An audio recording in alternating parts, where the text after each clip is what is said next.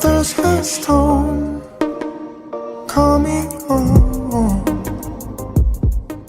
Quand j'avais une vingtaine d'années, quelqu'un qui comptait beaucoup pour moi, qui était beaucoup plus âgé que moi, m'avait dit « Tu sais, t'es un type bien, mais tu as un problème, tu détestes l'imprévu. » Et je m'aperçois, pas loin de 40 ans après, 45 ans après, que finalement, j'ai pas si mal réussi à le faire mentir. Sur le plan professionnel, j'ai eu 4 vies professionnelles jusqu'à présent, il y en aura peut-être d'autres.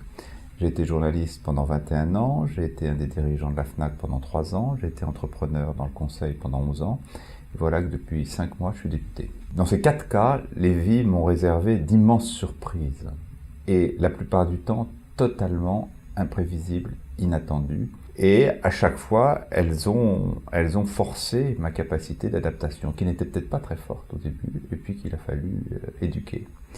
Et élevé. Alors pour moi, l'adaptabilité, c'est d'abord une curiosité. Je pense qu'aujourd'hui, et c'est un peu peut-être un travers de la science managériale, c'est de parler d'adaptabilité comme quelque chose qu'on devrait subir, parce que le changement, les bouleversements, l'économie, les technologies, tout ça nous oblige à changer, à nous adapter. Je pense que l'adaptabilité, c'est d'abord un état d'esprit, c'est une capacité à aller chercher la nouveauté, à aller chercher le neuf. J'ai un grand défaut, beaucoup plus que de ne pas aimer l'imprévu, c'est de me lasser très vite. Et de très vite, une fois que j'ai fait le tour d'une question, trouver qu'elle devient un petit peu lassante, un peu ennuyeuse. Et donc, je crois que l'adaptabilité, c'est d'abord une curiosité. C'est un élan. C'est un élan, et là, cette photo-là exprime vraiment formidablement l'élan. C'est-à-dire cette femme qui, par son seul corps, semble immense, gigantesque, occupant tout l'espace, alors que si ça se trouve, si on la voyait en face de nous, ce serait une petite femme, toute discrète, toute légère. Elle sait, par son mouvement, provoquer un élan formidable. L'adaptabilité aussi, c'est un déséquilibre. Parce que finalement, à chaque fois qu'on s'adapte, l'adaptation est remise en question. C'est un déséquilibre permanent. Et c'est un déséquilibre qu'il faut assumer, qu'il ne faut pas voir comme une peine, comme une dureté, comme une souffrance. Et là, on a l'exemple caricatural du déséquilibre assumé. Ce danseur, alors il y a peut-être un montage dans la photo quand même, hein, qui porte cette chaise sur son pied, et la chaise tient manifestement, et le danseur tient aussi. Mais on voit bien que ce déséquilibre, il est tout sauf improvisé, il est travaillé, il est construit. L'adaptabilité, c'est tout sauf de l'improvisation. C'est quelque chose qui nécessite une réflexion, qui nécessite peut-être, et là je parle à mes amis d'Oussaïd, un travail personnel, un travail sur soi-même, une intimité. Enfin, je veux dire, ça n'est pas technique, hein, c'est quelque chose qui appelle au comportement, qui appelle au développement personnel. Si je voulais pousser loin le paradoxe, l'adaptabilité c'est un déséquilibre, et pour qu'un déséquilibre ait lieu, il faut un très grand équilibre personnel.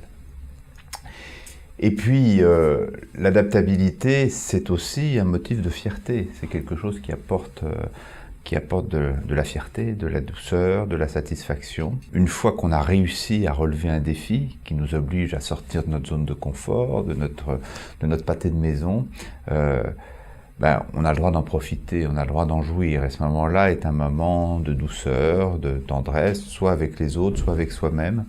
Et là, je trouve que cette photo exprime bien ça.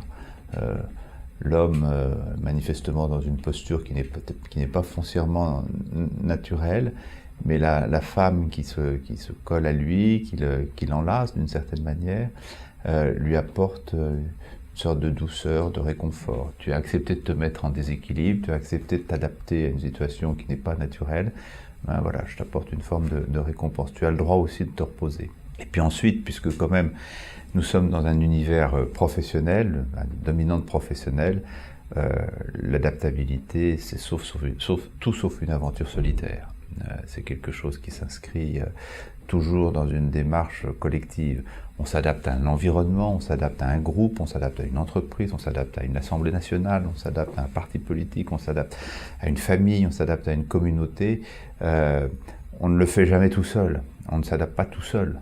On s'adapte à une situation, et cette situation, elle est portée par des individus, par des groupes, qui, eux aussi, sont soumis aux mêmes exigences d'adaptabilité, mais qui à un moment vous regardent et vous jugent.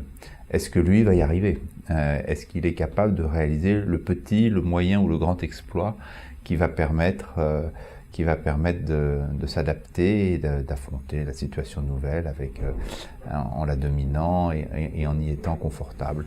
Et là, bon, cette photo est amusante parce que les trois personnes portent sur le danseur un regard très différent. Vous avez la très jeune fille à droite qui a un regard assez inquiet, assez dubitatif sur les capacités du danseur à finir son exercice.